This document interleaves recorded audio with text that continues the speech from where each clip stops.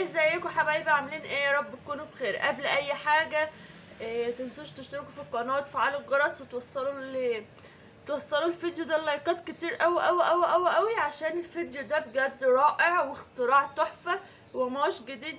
بس في ناس كتير قوي منكم هتبقى اول مره تسمع عنه، اول مره تشوفه، فياريت توصلوا الفيديو ده لاكتر عدد لايكات، والكومنتات هستناها.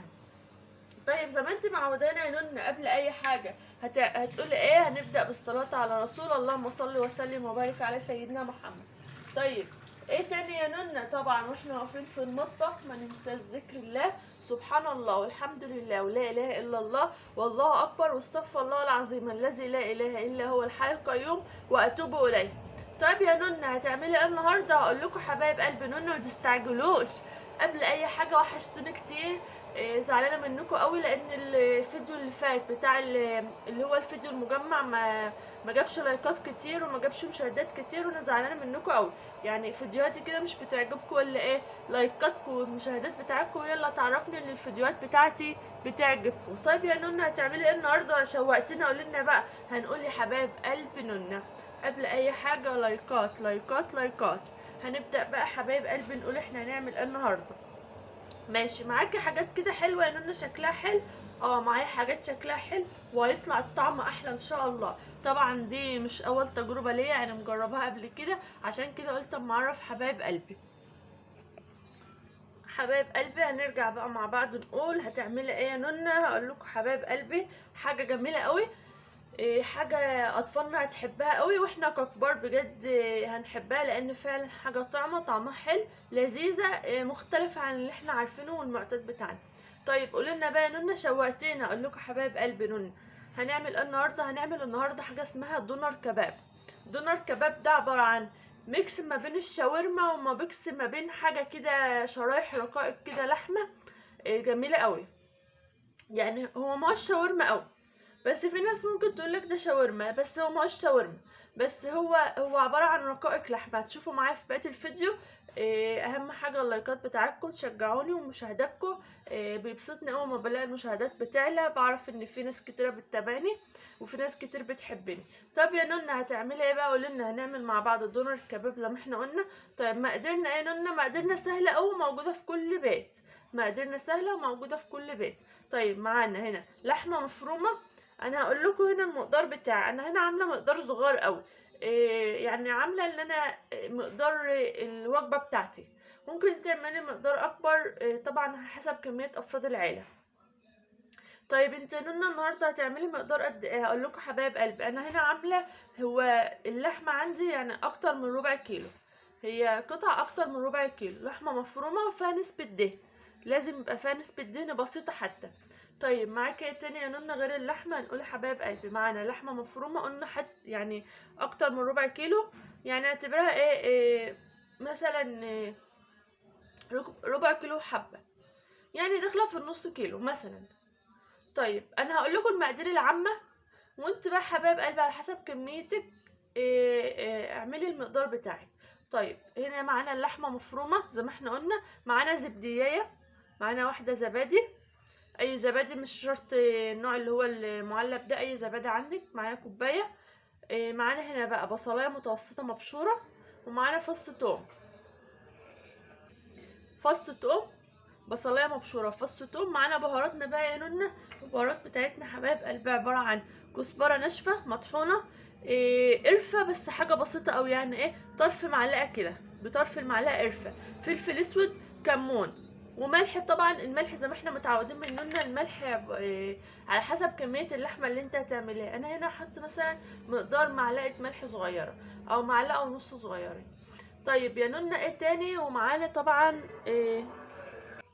معانا ايه تاني يا نونا؟ معانا معلقه زيت زيتون صغيره، معلقه زيت زيتون صغيره. لو مش متواجد زيت زيتون يبقى معلقه زيت عادي صغيره صغيره، عشان انا الكميه بتاعتي قليله. انت هتعملي مثلا كيلو لحمه يبقى معلقه زيت زيتون كبيره. تمام حبايب قلبي، يبقى نقول مقاديرنا تاني. معانا لحمه مفرومه، معانا زبادي، معانا بصلايه مبشوره، معانا توم، يعني فص توم، انا حاطه فص توم صغير، والبصلايه حبايب قلبي تبقى صغيره مش كبيره. لو انت تعملي الكيلو يبقى بصلايه متوسطه، لو انت تعملي يعني مثلا ايه حته زي بتاعتي كده اكتر من ربع كيلو يبقى بصلايه صغيره، مبشور طبعا ناعم. ومعانا بهاراتنا ايه، معانا كمون، معانا فلفل اسود، معانا قرفه رشه بسيطه قوي، ومعانا كزبره ناشفه. الكزبره الناشفه دي بتدي طعم رهيب في الوصفه دي. طيب هتعمليها في ايه يا نونه؟ هنجيب الكبه حبايب قلبي ونعملها مع بعض. ما ينفعش نعجنها على ايدنا يا نونه، ينفع بس هتقعدي تعجني جامد، لان احنا عايزين اللحمه داخله في البصل تبقى عجينه متماسكه جامد، عشان لسه هنحطها في الفريزر. طيب يا نونه هتوريها لنا؟ هوريكم حبايب قلبي. هجيب الكبه بتاعتي واحط فيها المقادير كلها واوريها لكم بقى. هضرب كل المقادير على بعض واوريها لكم اما تطلع بتبقى اللحمه شكلها عامل ازاي. ورجعنا حبايب قلبي بقى مع بعض. زي ما انتم شايفين انا هنا ضربت الدونر في الكبه بتاعتي زي ما انتم شايفين حبايب قلبي اهو. هنا بقى احنا ضربناه في الكبه حلو قوي، احنا عايزينه القوام بتاعه يبقى كده، يبقى ناعم خالص ومعجون جامد زي ما انتم شايفين اهو. اهو حبايب قلبي حطينا كل المقادير مع بعض، وطبعا لازم يبقى ناعم قوي كده عشان لما نيجي نقطعه شرايح نعرف نقطع. طب هتعملي فيه تاني يا نونه؟ هنجيب كيس، انا جايبه كيس اهو فرداه، كيس تلاجة عادي وفرداه، هنزل بالدونر بتاعي فيه اهو حبايب قلبي زي ما انتوا شايفين. ابدا بقى الف الكيس. عايزه الدونر ده اعمله رول، بس الرول بتاعي يبقى ماسك، يعني عايزه الف رول بس الرول بتاعي يبقى ايه، يبقى ماسك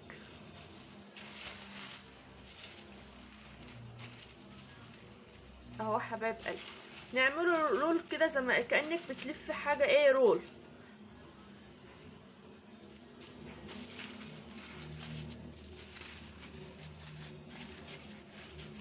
تفردي كده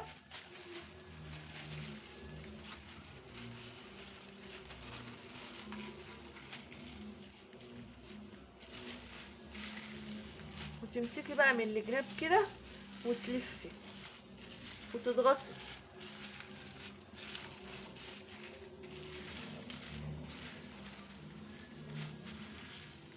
كده حبايب قلبي. في المرحله دي بقى تلفي اول كيس كده وتضربيه كده، تعملي كده عشان لو في اي هوا فيه يخرج. احنا مش عايزين فيه هوا، احنا مش عايزين يبقى فيه هوا.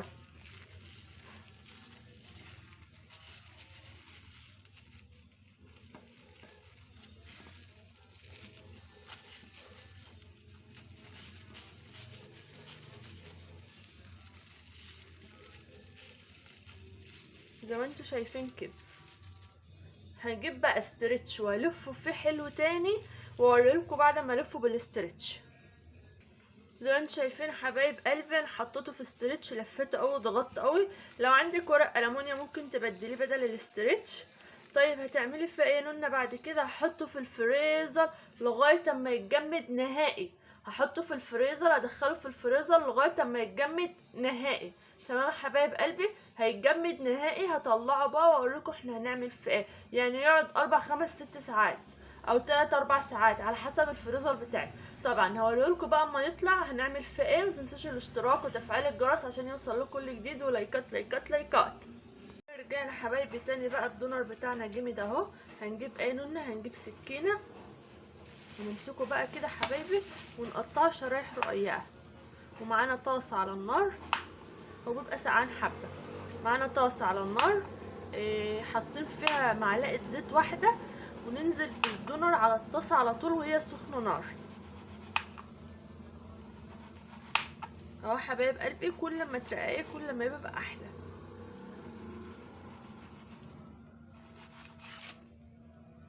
اهو يا حبايب قلبي زي ما انتم شايفين بقى انا حطيت الدونر على نار سخنه، على طاسه سخنه نار.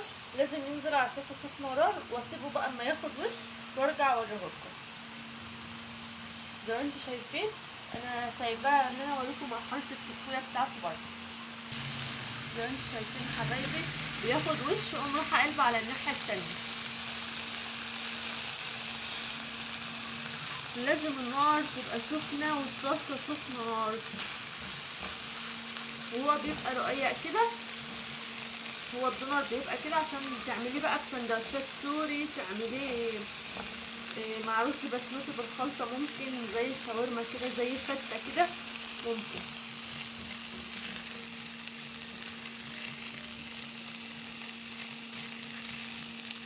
تقعدي تقطعيه رقيق قوي، بتساب طبعا زي ما احنا قلنا بتساب في الفريزر مدة كبيرة لحد ما يتجمد، وتقطعيه وهو متجمد وتقطعيه رقيق خالص.